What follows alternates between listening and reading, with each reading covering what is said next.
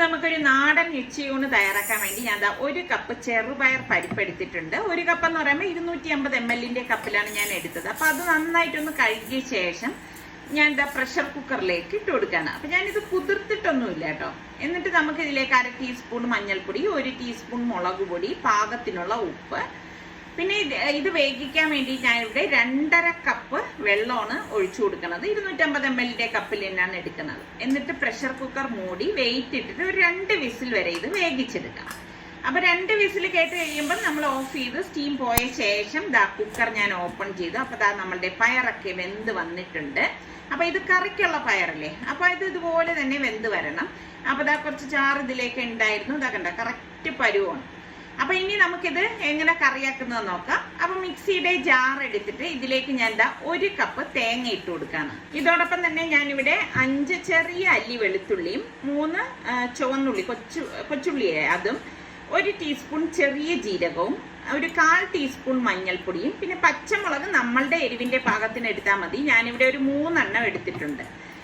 കുറച്ച് കറിവേപ്പിലയും കൂടി നമുക്ക് ഇതിലേക്ക് ഇട്ട് കൊടുക്കണം. എന്നിട്ട് നമുക്ക് ഇനി ഈ അരപ്പിന് പാകത്തിനുള്ള ഉപ്പും കൂടി ഞാൻ ചേർത്തിട്ട് ഒന്ന് അടിച്ചെടുക്കാൻ. ഇതുപോലെ ഒന്ന് അടിച്ചെടുത്ത ശേഷം ഞാനിവിടെ 1 കപ്പ് വെള്ളം ഇതുപോലെ ഒഴിച്ചു കൊടുത്തിട്ട് ഇത് നല്ലതുപോലെ ഒന്ന് അരച്ചെടുക്കാം.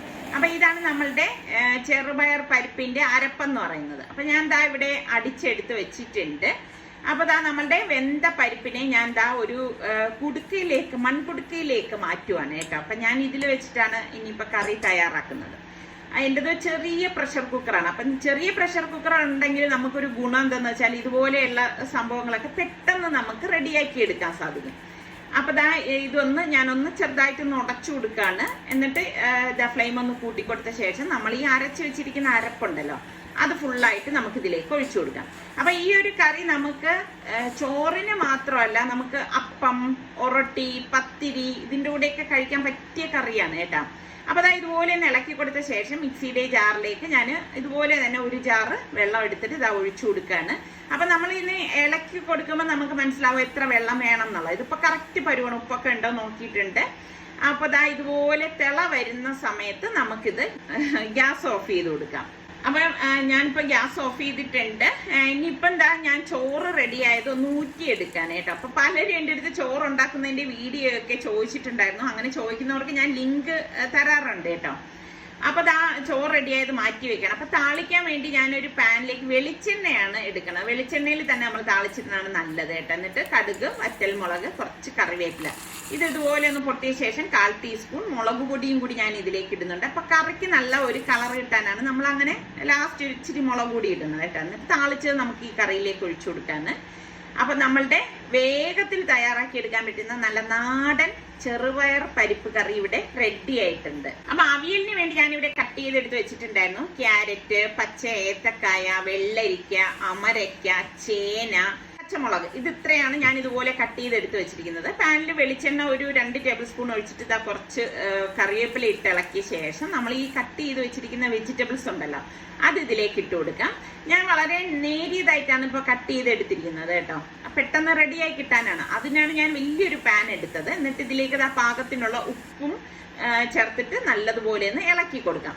അപ്പൊ വെള്ളം ഒന്നും ഇപ്പൊ നമ്മൾ ഇതിലേക്ക് ചേർക്കത്തേ ഇല്ല കേട്ടോ. ഇതുപോലെ ഇളക്കിയ ശേഷം മൂടി വെച്ചിട്ട് വേണം നമുക്ക് റെഡിയാക്കി എടുക്കാൻ. അപ്പൊ നമുക്ക് ഈ സമയം കൊണ്ട് നമുക്ക് അവിയലിന്റെ അരപ്പ് തയ്യാറാക്കാൻ വേണ്ടി ഞാൻ 1 കപ്പ് തേങ്ങ മിക്സിയുടെ ജാറിലേക്ക് ഇട്ട് കൊടുക്കാണ്.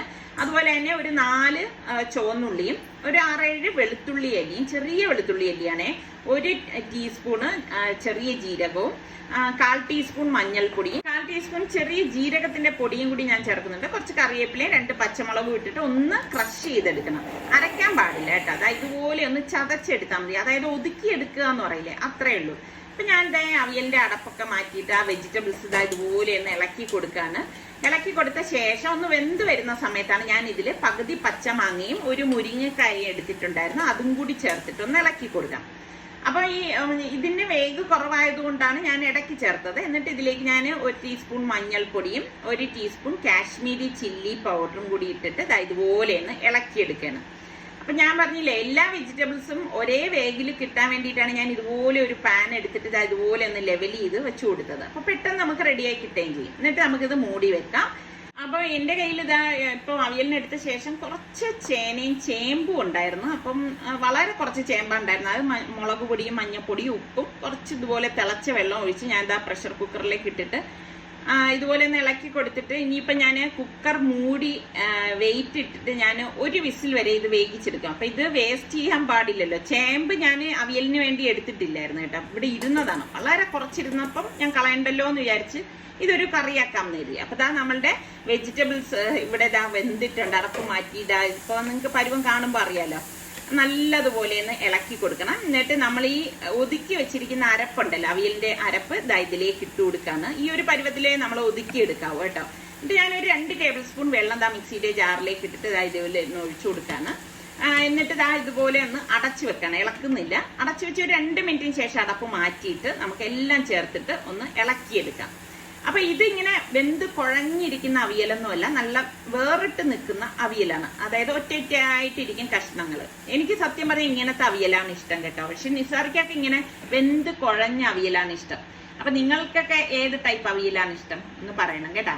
അപ്പൊ ദാ അവിയൽ റെഡി ആയപ്പോഴേക്കും ഞാൻ ദാ ഒരു പ്ലേറ്റിലേക്ക് മാറ്റാണ്.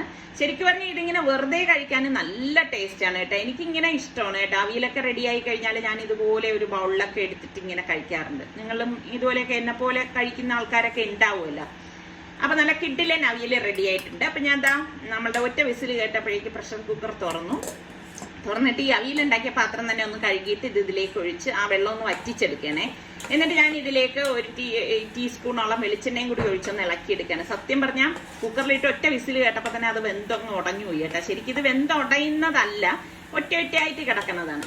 പിന്നെ കുഴപ്പമില്ല, ആകെ ഇത്രയേ ഉള്ളൂ കേട്ടോ സംഭവം. ഞാൻ പറഞ്ഞില്ലേ, ഒരു 1/2 കപ്പ് വരും എല്ലാം കൂടി എടുത്താൽ. അത് പിന്നെ കളയണ്ടാന്ന് വിചാരിച്ചിട്ട് എന്നാ പിന്നെ ഒരു കറിയാക്കാം. അപ്പൊ ചോറിന്റെ കൂട്ടത്തിൽ കഴിക്കാൻ ചെയ്യാലോ. എനിക്കിതൊക്കെ ഇഷ്ടമാണ് കേട്ടോ. അപ്പം നമ്മളുടെ നാടൻ കറികൾ എല്ലാം ഇവിടെ റെഡി ആയിട്ടുണ്ട്. അപ്പം ഇതിന്റെ കൂടെയൊക്കെ കഴിക്കാനായിട്ട് നമുക്ക് എന്തായാലും എന്തെങ്കിലും ഒരു നോൺ വെജ് വേണ്ടേ. പിന്നെ സെറിക്കാണെങ്കിൽ എന്തെങ്കിലും ഒന്ന് കഴിക്കണം. അപ്പം ഞാൻ നോക്കിയപ്പോൾ മുട്ട ഇരിപ്പുണ്ടായിരുന്നു. അപ്പൊ എന്നാ പിന്നെ മുട്ട പൊരിക്കാന്ന് വിചാരിച്ചു. അപ്പൊ ഉണക്കമീനാണ് ഞാൻ വിചാരിച്ചത്. പക്ഷെ ഉണക്കമീൻ എൻ്റെ കയ്യിലില്ല, തീർന്നു പോയായിരുന്നു കേട്ടോ. അപ്പം സിമ്പിളായിട്ടുള്ള ഊണാണ് ഇന്നത്തേതെന്ന് പറയുന്നത്. പിന്നെ നമ്മൾ ഈ ഇതുപോലെ മുട്ടയൊക്കെ പൊരിക്കുമ്പോൾ വെളിച്ചെണ്ണയിലൊക്കെ പൊരിച്ചെടുക്കുമ്പോൾ നല്ല ടേസ്റ്റാണ് കേട്ടോ. അപ്പൊ എണ്ണ ഒഴിച്ച് ചൂടായ ശേഷമാണ് ഞാൻ ദാ കൊച്ചുള്ളിയും പച്ചമുളകും ഒക്കെ അരിഞ്ഞ് ചേർത്ത മുട്ട ഉടച്ചത് അതിലേക്ക് ഒഴിച്ചിട്ട് ഇതാ ഒരു സൈഡ് റെഡി ആകുമ്പോൾ പതുക്കെ ഒന്ന് മറച്ചിട്ട് കൊടുക്കും. എനിക്ക് ഭയങ്കര ഇഷ്ടമാണ് ഈ മുട്ട പൊരിക്കുമ്പോൾ ആ ഒരു മണം ഉണ്ടല്ലോ. ശരിക്കും പറഞ്ഞാൽ അത് ഈ വെളിച്ചെണ്ണയിലൊക്കെ പൊരിച്ചെടുക്കുമ്പോൾ നല്ല മണമാണ്. അപ്പൊ നമ്മളുടെ മുട്ട പൊരിച്ചതും റെഡി ആയിട്ടുണ്ട്. അപ്പൊ ഇതാണ് നമ്മളുടെ ഇന്നത്തെ നാടൻ ഉച്ചയൂണെന്ന് പറയുന്നത്. അടിപൊളി സിമ്പിൾ ആയിട്ടുള്ള ഒരു നാടൻ ഉച്ചയൂണാണ്. വളരെ പെട്ടെന്ന് നമുക്ക് തയ്യാറാക്കിയെടുക്കാൻ പറ്റുന്ന ഐറ്റമാണ്. അപ്പൊ ഞാൻ ഇങ്ങനെയൊക്കെയുള്ള കറികൾ ഉണ്ടാക്കിയാൽ ഇപ്പൊ ഇവർക്ക് ചപ്പാത്തി ആണെങ്കിലും ഈ ചപ്പാത്തിക്ക് ഇത് തന്നെ ആയിരിക്കും കറി എന്ന് പറയുന്നത് കേട്ടോ. പിന്നെ ഞാൻ പറഞ്ഞില്ല, ആ ചെറുപയർ പരിപ്പ് കറി എന്ന് പറഞ്ഞു കഴിഞ്ഞാൽ നമുക്ക് എന്തിന്റെ കൂടെയും കഴിക്കാൻ നല്ല കോമ്പിനേഷനാണ്. ചോറിന് മാത്രമല്ല, ഇപ്പൊ പലഹാരങ്ങൾ, ഇപ്പം നമ്മൾക്ക് ചപ്പാത്തി അല്ലെങ്കിൽ പത്തിരി, ഒറൊട്ടി, ഇതിൻ്റെയൊക്കെ കൂടെ നല്ല കോമ്പിനേഷനാണ് കേട്ടോ. അപ്പൊ ഇന്നത്തെ നമ്മളുടെ ഏത് റെസിപ്പിയാണ് നിങ്ങൾക്ക് ഇഷ്ടപ്പെട്ടതെന്ന് പറയണം കേട്ടോ. വളരെ സിമ്പിൾ ആണെന്ന് എനിക്കറിയാം. അവിയൽ തന്നെ ഒരുപാട് അവിയലിന്റെ റെസിപ്പികൾ ഞാൻ പല ടൈപ്പിൽ ഞാൻ ഉണ്ടാക്കിയിട്ട് പോസ്റ്റ് ചെയ്തിട്ടുണ്ടായിരുന്നു. അപ്പൊ ഇഷ്ടപ്പെട്ടെങ്കിൽ ലൈക്ക് ചെയ്യാൻ മറന്നു വരുതേ. കുറെ നാളായാലേ ഇപ്പം നമ്മൾ ഇങ്ങനെ നേരിട്ട് സംസാരിച്ചിട്ട്, അങ്ങനെ കുറെ തിരക്കുകളും കാര്യങ്ങളും ഒക്കെ ആയതുകൊണ്ടാണ് അങ്ങനെ പോണത്. പിന്നെ കുറെ പേര് ചോദിച്ചിട്ടുണ്ടായിരുന്നു വീഡിയോയിൽ എന്ത് കൂട്ടണം എത്താന്ന്. ഞാൻ പരമാവധി നമ്മളുടെ പറയാനുള്ള കാര്യങ്ങൾ ചുരുക്കി, എന്നാൽ അതിൽ ഉൾപ്പെടാൻ വേണം. നിങ്ങൾക്ക് ഈ പറഞ്ഞ മാതിരി ബോറടിക്കാനും പാടില്ല. ആ ഒരു രീതിയിൽ തന്നെയാണ് വീഡിയോസ് ഒക്കെ എടുക്കുന്നത്. അപ്പൊ അതുകൊണ്ടാണ് ഇപ്പൊ കുക്കിംഗ് ആണെങ്കിലും എത്രയും പെട്ടെന്ന് പറഞ്ഞ് നിങ്ങൾക്ക്, എന്നാൽ അതിന്റെ ഉള്ളടക്കമൊക്കെ അതിൽ ഉണ്ടാവാനും നിങ്ങൾക്കത് കാണാനും പറ്റും. അതുകൊണ്ടാണ് വീഡിയോ ലെന്തൊക്കെ കുറഞ്ഞു വരുന്നത്. കുറഞ്ഞു മീൻസ് എനിക്ക് തോന്നുന്ന ഒരു 15-20 മിനിറ്റ് എന്തായാലും ഒരു വീഡിയോ ഉണ്ടാവുന്നുണ്ട്. അപ്പൊ അതിൽ കൂടുതൽ വരിക എന്ന് പറഞ്ഞാൽ ശരിക്കും പറഞ്ഞാൽ നിങ്ങളെ ബുദ്ധിമുട്ടിക്കുന്നതിന് സമമാണ്. അപ്പൊ ഇപ്പം നമ്മൾ വന്നിരിക്കുന്നത് നിങ്ങളുടെ അടുത്തൊരു കാര്യം ഷെയർ ചെയ്യാനാണ്. നമ്മളുടെ കൂടെ ഏകദേശം ഒരു 10-12 വർഷം കൂടെ ഉണ്ടായിരുന്ന ആള് വേർപിരിയാനായിട്ട് പോവാണ്. 12 വർഷമാണെന്നാലും നമ്മള് മനസ്സിൽ 10 തോന്നുന്നുള്ളൂ അല്ലേ? 10 തോന്നുന്നുള്ളൂ. എന്തുകൊണ്ടെന്നറിയാം, 2010 വാങ്ങിച്ചോണ്ടായി. 10 മിഡിൽ അല്ലെ, മിഡിലെങ്ങാണ്ടാണ് നമ്മളത് വാങ്ങിയത്. അപ്പൊ നമ്മുടെ സൽമാൻ നമ്മൾ 11th കയറുമ്പോ സമയത്തല്ലേ 12-10 കഥ എനിക്ക് ഇപ്പൊ ഓർമ്മ വന്നു. 2 കൊല്ലം ലോക്ക്ഡൌൺ. അപ്പൊ അത് കട്ട് ചെയ്ത അത് നമ്മൾക്ക് ഊഹിക്കാൻ പറ്റില്ല. കാരണം അതുകൊണ്ട് നമ്മൾ പുറത്തേക്ക് പോയില്ലേ. അപ്പൊ സൽമാൻ കോളേജിലേക്ക് +1 വരുന്ന സമയത്താണ് ഈ കാർ നമ്മളുടെ സ്വിഫ്റ്റ് എടുക്കുന്നത്. അപ്പൊ അതെടുത്തതെന്ന് വെച്ചാല് ആ സമയത്തൊക്കെ ഞാൻ ഈ പറഞ്ഞ മാതിരി നന്നായിട്ട് ഇവനെ ട്യൂഷനൊക്കെ കൊണ്ടുപോകാനും ഇവരെ സ്കൂളിലൊക്കെ കൊണ്ടുവിടാനും ഒക്കെ നല്ലതുപോലെ യൂസ് ചെയ്തിരുന്നു. അന്ന് നിസാർക്ക് ഇവിടെ ഇല്ലാതിരുന്ന സമയമാണ്.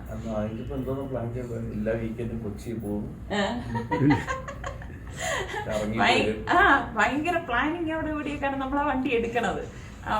നമുക്കിനി അന്ന് ഇവിടെ ഈ പറഞ്ഞ മാതിരി ലുലുവൊന്നും ഇല്ലല്ലോ. അപ്പൊ നമുക്ക് ഒരു മനസ്സിന് ഒരു ഉല്ലാസം കണ്ടെത്തണത് നമ്മള് എറണാകുളത്തേക്ക് പോകുമ്പോഴൊക്കെയാണ്. അപ്പൊ നമ്മൾ പറഞ്ഞ എല്ലാ ആഴ്ചയും നമുക്ക് അങ്ങോട്ടേക്കൊക്കെ പോവാം. സത്യം പറഞ്ഞ അതൊന്നും നടന്നിട്ടില്ല കേട്ടാ. കാരണം ഇവരുടെ ക്ലാസ് പഠിപ്പ് അങ്ങനെയൊക്കെ അങ്ങ് നീണ്ടുപോയി. പിന്നെ ഈ നമ്മളെ കൊണ്ട് എന്ത് പറയാ, ഇത്രയും നാള് നമുക്ക് യാതൊരു അപകടവും വരുത്താതെ നമ്മളെ കാത്തു സൂക്ഷിച്ച് കൊണ്ടുപോയ ഒരു വണ്ടിയാണ്. അപ്പം നമുക്ക് അതിനെ പിരിയുമ്പോ സത്യം പറയാൻ ഭയങ്കര വിഷമമുണ്ട് കേട്ടാ. വീട്ടിൽ എനിക്ക് എന്റെ കാര്യം എടുത്തു കഴിഞ്ഞാൽ ഞാൻ എപ്പോഴും പറയത്തില്ല, എനിക്ക് എന്തെങ്കിലും ഒരു സംഭവം ഞാൻ ഉപയോഗിച്ചു കഴിഞ്ഞാൽ അത് പിരിഞ്ഞു കഴിഞ്ഞാൽ എനിക്ക് ഭയങ്കര വിഷമമാണ്. എനിക്ക് നമ്മുടെ വീട്ടിലെ ആരോ അംഗങ്ങൾ മക്കളോ നമ്മളുടെ വീട്ടിൽ ആരോ വേർപിരിയുന്ന ആ ഒരു ഫീലാണ് എൻ്റെ മനസ്സിലുള്ളത്. കാരണം ഇത്രയും കാലം നമ്മളെ കാത്ത് കൊണ്ടുപോവുക എന്ന് പറഞ്ഞു കഴിഞ്ഞാൽ അതൊക്കെ പക്ഷെ ഒരു ഗുണമെന്ന് വെച്ചാൽ ഒരു അപകടം ഉണ്ടാകത്തില്ല. വണ്ടിക്ക് ഒരു മേജർ ഒന്നും വന്നിട്ടില്ല. സർവീസ് മാത്രം, നോർമൽ സർവീസ് മാത്രമേ ചെയ്യുള്ളൂ. പക്ഷെ വേറെ കാര്യമുണ്ട്, കിലോമീറ്റർ കേട്ടത് ചിലപ്പോൾ ചിരിക്കും. എത്ര സലു 67,000 കിലോമീറ്റർ നമ്മുടെ വണ്ടി ഓടിയിട്ടുണ്ട്. അതാണ് ചിലര്. പിന്നെ ഈ പറഞ്ഞ മാതിരി ചിലരാണെങ്കിൽ വണ്ടിയൊക്കെ എടുത്തു കഴിഞ്ഞാൽ പെട്ടെന്ന് ഇങ്ങനെ മാറുന്ന ഒരു പ്രകൃതം ഉള്ള ആൾക്കാരുണ്ട് നമുക്കിടയിൽ തന്നെ. നിങ്ങളിലും ഉള്ളവരുണ്ടാവുമല്ലോ. പക്ഷെ നമ്മളെ സംബന്ധിച്ച് അങ്ങനെയല്ല. എന്തെങ്കിലും ഒന്ന് എടുത്തു കഴിഞ്ഞാൽ അത് തന്നെ ഇങ്ങനെ കൊണ്ടുപോവുക എന്നുള്ള ഒരു ദാമ്പത്യം പോലെ അല്ലേ, അതിനെ നല്ല രീതിയിലേക്ക് കൊണ്ടുപോവുക എന്നുള്ള രീതിയാണ്. അപ്പൊ അതാണ് നമ്മളുടെ വിശേഷം. അപ്പൊ ഇന്ന് നമ്മളുടെ ഈ വേർപിരിയൽ ദിവസം ഫെയർവെൽ പാർട്ടിയാണ്. സത്യം ഭയങ്കര വിഷമമുണ്ട് കേട്ടോ, അത് പറഞ്ഞറിയിക്കാൻ പറ്റത്തില്ല. അതുപോലെ തന്നെ ഈ അടുത്ത് കുറേ പേര് സലു വന്ന വീഡിയോസൊക്കെ കണ്ടിട്ട് ചോദിച്ചിട്ടുണ്ടായിരുന്നു, ഇത് സൽമാന് പെണ്ണ് നോക്കണില്ലേ, സൽമാന് കല്യാണം ആവുന്നില്ലേ എന്നൊക്കെ ഒരുപാട് പേര് ചോദിച്ചിട്ടുണ്ടായിരുന്നു. ഇൻഷാല്ലാ നോക്കുന്നുണ്ട്, നമ്മളിപ്പോ നോക്കുന്നുണ്ട്. പക്ഷെ ഒരു കല്യാണം എന്നൊക്കെ പറഞ്ഞു കഴിഞ്ഞാല് അല്ലല്ല. അപ്പൊ എല്ലാം ഒത്തു വരണമല്ല. അപ്പൊ അവർക്ക് ഇഷ്ടപ്പെടണം, നമുക്ക് ഇഷ്ടപ്പെടണം. അതെ, അവർക്ക് പയ്യനെ ഇഷ്ടപ്പെടണം, നമുക്ക് അങ്ങോട്ട് ഇഷ്ടപ്പെടണം.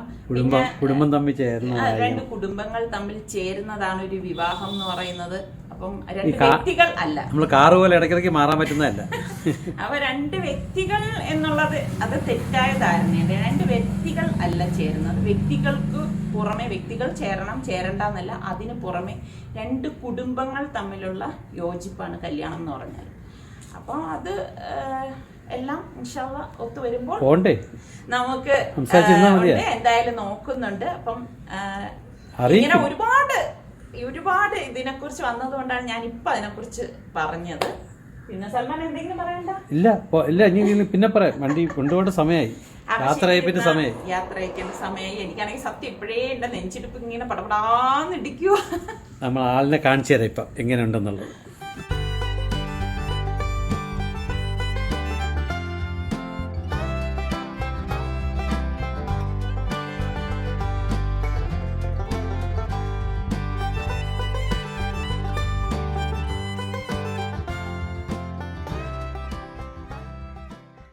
ഇപ്പൊ നമ്മൾ നേരെ ടൊയോട്ട ഷോറൂമിലേക്കാണ് പോണത്. അപ്പം അവരുമായിട്ട് ഒരു എഗ്രിമെന്റ് ഒക്കെ സൈൻ ചെയ്യാണ്. സൈൻ ചെയ്ത ശേഷം നമ്മളുടെ വണ്ടിയുടെ ചാവിയും ഡോക്യുമെന്റ്സും എല്ലാം അവരുമായിട്ട് കൈമാറും. അപ്പൊ അങ്ങനെ നമ്മളിപ്പം ഇവരുമായിട്ടൊരു ഇതൊക്കെ ചെയ്യുന്നത് കാരണം നമുക്ക് പിന്നെ തലവേദനകളൊന്നുമില്ല കേട്ടോ. ബാക്കി കാര്യങ്ങളെല്ലാം അവര് തന്നെ എല്ലാം ചെയ്തോളും. അപ്പൊ നമ്മളുടെ ഇത്രയും വർഷം, അതായത് 10 വർഷം, 10 അല്ലേ, 2010 നമ്മൾ ഈ സ്വിഫ്റ്റ് എടുക്കുന്നത്. 10 വർഷം വളരെ സുരക്ഷിതമായിട്ട് നമ്മളെ കൊണ്ട് നടന്ന. വേറൊരു രസം എന്ന് പറഞ്ഞാൽ ഇതാകെ നമുക്ക് എത്ര കിലോമീറ്റർ ഓടിയിരിക്കുന്നത്? 67 കിലോമീറ്റർ. വെറും 67,000 കിലോമീറ്റർ മാത്രമേ നമ്മളുടെ ഈ സ്വിഫ്റ്റ് ഓടിയിട്ടുള്ളൂ. പിന്നെ കുറച്ച് ഓടിയതെന്ന് പറഞ്ഞാൽ സൽമാൻ ലാസ്റ്റ് ഉണ്ടായിരുന്ന സമയത്ത് ദൂരെയൊക്കെ പോയതാണ്, അത്ര മാത്രമേ ഉള്ളൂ. അപ്പം ഇന്നിപ്പം നമ്മൾ സ്വിഫ്റ്റിനോട് വിട പറയാണ്. അപ്പം ഞാൻ താക്കോല് കൈമാറാണ് കേട്ടോ. അപ്പം എൻ്റെ കൊച്ചിനെ നല്ലതുപോലെയൊക്കെ നോക്കണം. സൽമാനാണ് ശരിക്കും പ്രയാസം കേട്ടോ അവിടെ. എന്തുണ്ട് സൽമാനെ പറയാൻ? സൽമാന് വേറെ വണ്ടി കിട്ടുന്നുണ്ടുള്ള സന്തോഷമുണ്ട്. എന്നാലും നമ്മൾ കൂടെ ഇത്രയും കാലം കൊണ്ട് നടന്ന ആളാണ്. നിങ്ങളുടെയൊക്കെ പേര് പറയും? അനീഷ്, അഖില്.